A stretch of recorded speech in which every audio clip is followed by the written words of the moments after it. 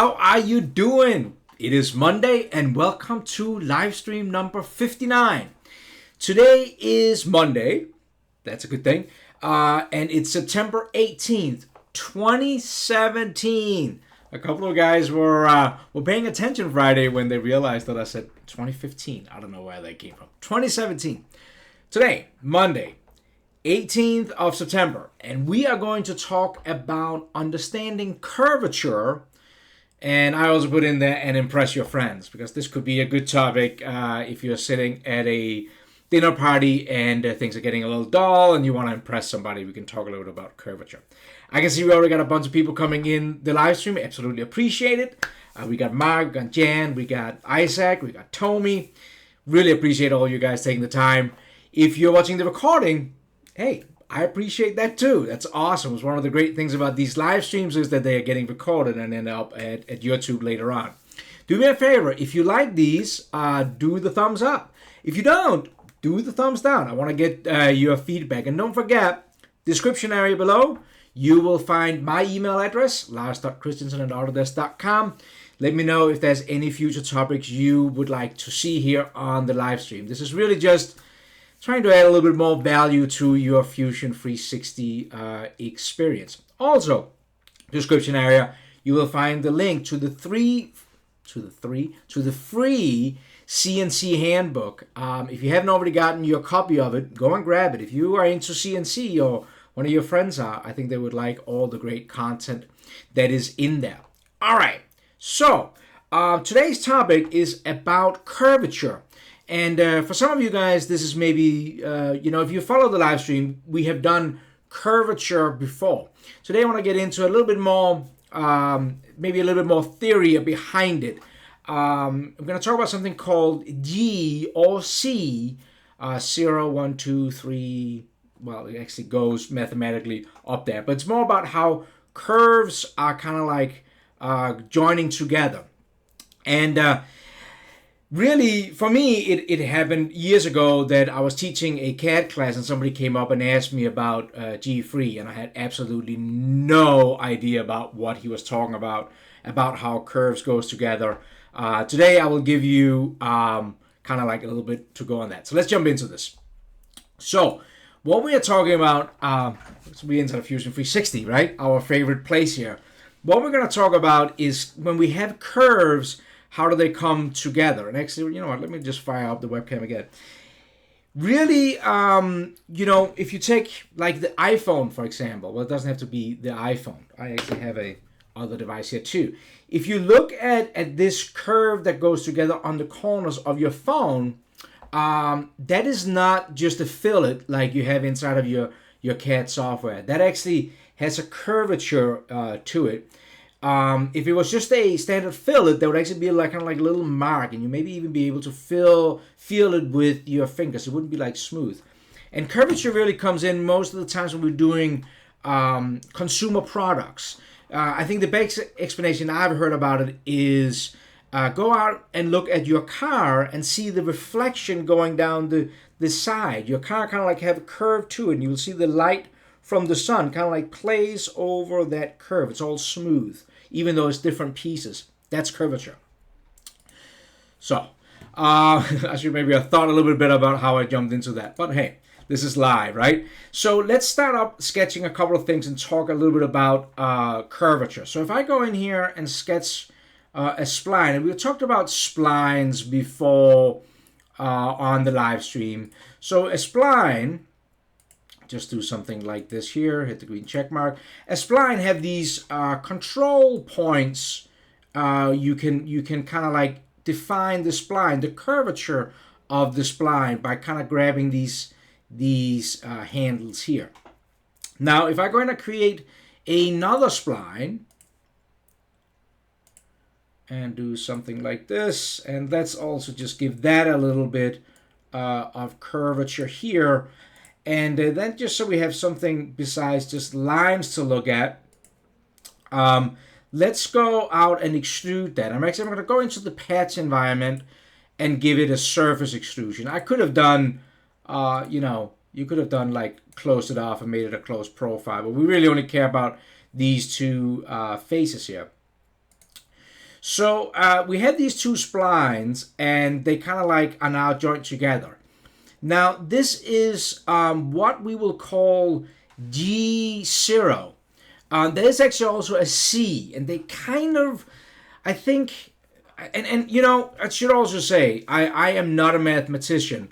And if there's somebody out who's either sitting in the live stream or if you're reading the comments later on the YouTube videos, if you have anything to add to this, definitely do that, because it can become very like you can really like go crazy when it comes to all this stuff. But G and C are, one is for curves and the other one is for surfaces. From some of the smarter people than me that I've talked about, but really G is the most common. So I'm just going to call this G0. So there's no blend between these two splines. They go right up and they're meeting up at a point. It's actually called, G0 is called point continuity, because they're really just touching on a point here. Now, inside of Fusion, there's some tools that can help you kind of like see these kind of connections, and that can be important if you're trying to design products. Like again, if you're looking at any consumer products, you will normally see that there's no straight lines with a fillet. Everything is like curved surface. Look at your coffee machine. Look at, you know, your vacuum cleaner or whatever. Now, if you go into the inspect tool here, one that many people like to use is what is called zebra analysis. And I actually think we turned that on when we modeled up the spoon in the sculpt wire space. Now, what this zebra kind of like does, and you can make some different adjustments on it over here, have it going in kind of different direction. But what it gives you here with the zebra stripe on the surface is it's trying to give you, let me make it maybe finer, show you how the two surfaces are blending together. And you will see that we have like very straight lines, but then something happens up here where they are connected. So this is one way to kind of like see that these two are hitting at a hard point. My favorite, I think, is to use the Curvature Compass analysis.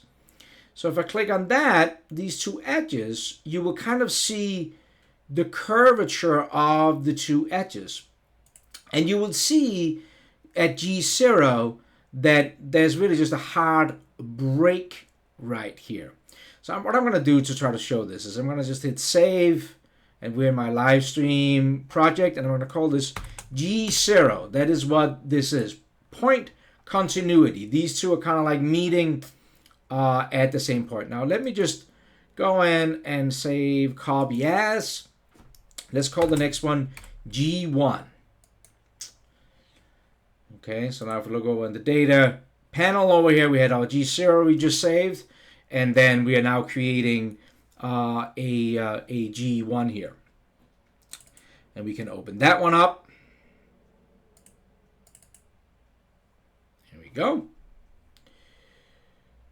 So then we can compare them all in the end, right? So now this was G0, point continuity. Now G1 is called tangent annuity. So most of you guys, if we go back in the past workspace, most of you guys have probably already played around with tangencies. If you ever add a fillet to something, that is creating a kind of like a tangency between these two. So now what you have is this fillet is creating a tangent relationship between here and between over on the other side. So this is G1. Now let's go in and turn on the curvature area here. And you will see here that we get the shape from one, and then we get this tangency coming over here. And you will see that between the three, make them a little bit, when they're playing relationship, you can see how there's kind of like an abrupt change between this comp and this comp. We could, of course, also go in and turn on the zebra stripes to look at this here. And it will look better. The transition between the two are pretty dang good right here. But it's still not it's still not as good as we could make it better between the two. So let's go in and save this one. And let's go in and create a G2. Now G2 takes, and the rules are following one another. I hope this is not too boring. Got 70 people in here already. So G2 is rule number one. G1, what was tangency, but with G2, we are actually adding curvature to the tangent. So to our fillet right now, we have just made sure these are tangent. But if we go in and add the G2, then we're saying they gotta be tangent. But on top of that, the two radiuses here, or the two curves, gotta kind of like follow each other. And what is kind of cool in Fusion is that you can actually turn G2 on right inside the fillet. So if you go into Edit, you will actually see that there is a G2 checkbox in here. And if you check that, then you actually create a G2 relationship. Now, it's really hard to see on the shapes. And that's actually why we have these curvature tools, or the zebra stripes, and this curvature comp. Because if you look between G1, that was our just adding the fillet, and then turning on the G2, you will see that these comps looks different. I hope you can see that. You should be able to see that. So with the tendency is very abrupt. It's smoother than G0, right? G0 was just hard as towards hard as. I mean, like almost cut yourself. G1 gives you a nice kind of curvature over here with a nice fillet, but G2 takes that and kind of like continually that curvature into it here, and it kind of gives you a little bit of smoother of a surface. Let's turn the zebra stripes on that one, and it should look a lot better in here to create that. Now G3 is then an other add-on to the G2. So the G1 was just tangency. G2 was tangency plus following the curve. G3 is actually tangency, follow the curve, but then also using the endpoint, or the length of the curve into that. And actually in default mode, most CAD software don't create, I mean, G2 is pretty dang good. Like if you're looking at something that has gotten the G2 on it, that is about, I would say as close to perfect as possible. Now G3 then will take not only the tangency and the curve, but it will also look at the entire length of it here. And actually you can, well, let me create one that's called, I'm gonna call this one G2-2, because it's not I don't want to call it G3, because this is actually not gonna be G3 really. But I wanted to show you that we had the checkbox inside of the fillet tool. We can actually create something that is G2, and then we could actually kind of tweak it to become G3, kind of, I guess. So here is our version 2. Now let's go in here and let me just delete the curvature. And what I'm going to do is I'm just going to literally delete this face here. So now I just removed the face.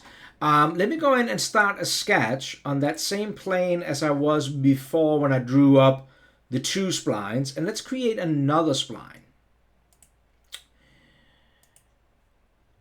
And I'm just going to create a spline. First, I'm going to just create a spline that goes from here over to this endpoint here. And I'm relying a little bit about what some people that is smarter than me told me here. So we actually have in here, in the relationship, we have something called smooth that will add curvature, so G2, to our spline. So if I turn this one on here, you will actually see that I get that curvature like we saw when we did the checkbox. But what you will see it does is that it folded this one up here. And I could start to kind of like trying to bring this somewhat back. And I could try to create another curvature or another smooth between these two. And that actually looks pretty dang good, actually, when I'm looking at that right there. It actually turned out a little bit better than I thought it was going to be. Let me just try something here. Let's go in here and extrude that out as a patch. Take a look at that. And I'll just go back down there. Let's turn on the curvature comp on that and just take a look at it. Okay. Now, if we compare this with our G2 we got from the checkbox, well, we can see that the checkbox in Fusion did a little bit better job than just me doing it. Like I got a little bit of a flat on there. But you can see that the curves here does a pretty nice job. Now, so here's what I was kind of like trying to get at. Let me delete this again. And that is that when it comes to calculating all this stuff, Splines actually uses these spline points to calculate all this. So I would actually probably get a better surface if I added a couple of an extra spline point in here. So if I do here and then I place another spline point out here and then put it in there. Now there's more spline points in here, and when I add the curvature between these here, and I might, again, I have to play a little bit with it. Like that. It should be easier, though. You can see how it has a tendency to kind of fold in here. What is probably more user error on my part than anything. But adding that extra control point in here actually gives you a chance to make that that curve smoother. And to make it a G3 would pretty much mean that this curve here is pretty much identical to this curve, and this curve kind of like blend all together perfect. Now, because I moved this around, I'm pretty sure that this is not gonna be that pretty, but I'm not shy. So let's just go ahead here and oops, select this edge here. Okay, and then let's go in and add the curvature comp to it. So we can see here that there's definitely something that dips down here. But the more control points you have, the more control you should have. And in theory, if we played along long enough around with this, we should be able to get a G3 continuous curve where it's the tangency, the curvature, and then kind of like curvature along the entire edge. One place where we can really show where this works. So like I said, most CAD systems don't have G3 into it. G2 is normally how far that goes. But one of the things we have that is kind of neat is the sculpting environment, right? So if we go into the sculpt space, and let's go in here and create a plane, a flat like sheet. And it's broken into 3 pieces, but it's pretty good, I think. If I go in here to this, and let's just select these 2 flat pieces here, and let's do an edit form of those, and let's pull them up. Now, when we're pulling up here in the sculpt workspace, I'm not just pulling, like if you thought about this as kind of like comparing this to our other spline we saw that we just created here or through our G series, we kind of like created this spline first, we created this spline second, and this spline third, and they were kind of like independent of each other. What happens inside the Sculpt environment is that when I'm pulling up and down here, you will see that I'm pulling on the entire shape, right? And that means that with the sculpting environment, as far as I understand, that it will hold a continuously G3 on the shape. Now it starts, the end places will always be G2 at the start, but where you're pulling will go at a G3. And if I go in and turn on the curvature on these two here, right, look at how pretty dang unified they are. So like they don't have any, there's no dips between them, right? Like if we're looking at between these two curves, there's kind of like that dip between them, and this was our G2, like kind of like the best we can do in CAD. But inside of the sculpt environment, if you're looking at the transition between these two, it's very, very, very smooth. And this is the thing you take into consideration if you are kind of like trying to make something, like if you're, I mean, even if you're 3D machining something, surface machining something, if you're 3D printing something, you know, anything that where we want kind of like these smooth transitions, this is what you're looking for, is like the smoothest thing. And I guess the smoothest, man, I love this little plus icon up here. We'll just open a new thing up here. The smoothest you probably, if you really want to see how the smoothest looks like, is just literally if you draw a circle, and let's go in and, whoops, I just did my menu here. Oh well. If we go and we patch this one, extrude, pull that back. If we go in and, how do I get it back? I can drag it somehow, can I? Now move my menu around. Remove panel, reset all, reset panel customization. Reset all toolbar customization. That's not going to move it back. I should be able to. Oh, right here. How did I drag that, guys? I know that when I move it, I know that I get the right line. I can't move it right now. Oh, there we go. All right, so now I grabbed it out here. So then if I move up, I see the green line, and then it snaps back. Okay, good. All right.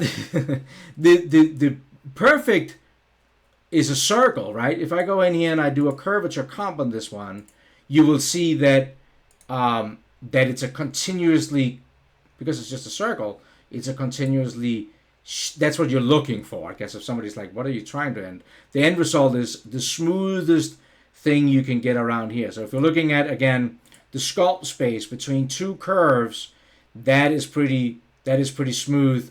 Next best thing is the G2. You can check that in the fillet. A standard fillet kind of like gets this break up here, and then of course the G0 is a hard break between the two. All right, guys. I hope that was a little bit of useful. If nothing else, next time you're at a dinner party and you know the guy, you don't know what to talk to the guy next to you and you want to impress him, you can always start talking about G1, G2, curvature, length of curvature. I hope that this was a little bit useful. 80 people in here. Really appreciate you guys taking the time out of your day to join these live streams. We're going to try to keep them at 2 o'clock all week long, so the same time. All week long. I'm still playing a little bit with what is going to be in this week's. But I think we're going to try something new. We're going to make a new rule. Fridays is going to be cam. So if you're not interested in cam, that is your drinking day. If you are interested in cam, then Fridays is going to be our cam day. We might throw some cam also the other days, but I think we're going to log in and do cam because I always get a lot of requests for that. Don't forget to give me your feedback. I really appreciate it. I'm going to do like I normally do. I am going to end the broadcast, so if you're watching the recording, thank you so much. If you have anything to add about this, put it down in the comment area, and I'll jump into the live stream and say hi to everybody. Until tomorrow, have an awesome, awesome day.